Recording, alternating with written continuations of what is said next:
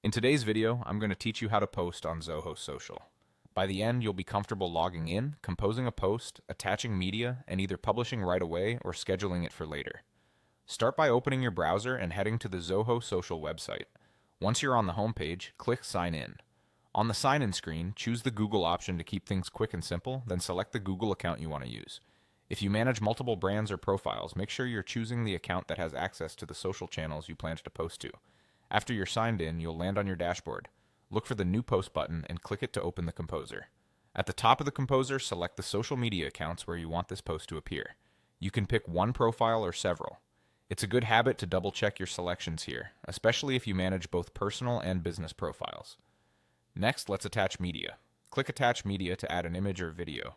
You'll see the option to open the media library, which is perfect if your team stores approved assets there. You can also upload directly from your computer if you have a file ready. Choose Media Library for this example. Browse to find the image or video you want, select it, and then click Attach to bring it into your post. If you're sharing a video, give it a moment to process. Also, keep an eye on recommended dimensions and file sizes for each platform to preserve quality and avoid upload errors. Now add your caption in the text area. Be clear and concise, and consider including relevant hashtags to improve reach. If you're posting to multiple platforms at once, aim for a caption that works broadly and avoid features that are platform specific. Reading your caption out loud can help catch typos and ensure the tone fits your brand. Before publishing, review your publishing options. If you want the post to go live immediately, choose Publish Now. If you prefer to plan ahead, choose the scheduling option and select a specific date and time. Make sure your time zone is correct so the post goes out when you expect.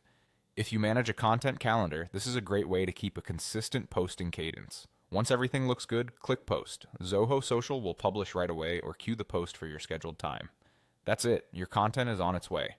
If you'd like to refine your process, consider keeping a shared media library and a set of caption templates so you can move even faster next time.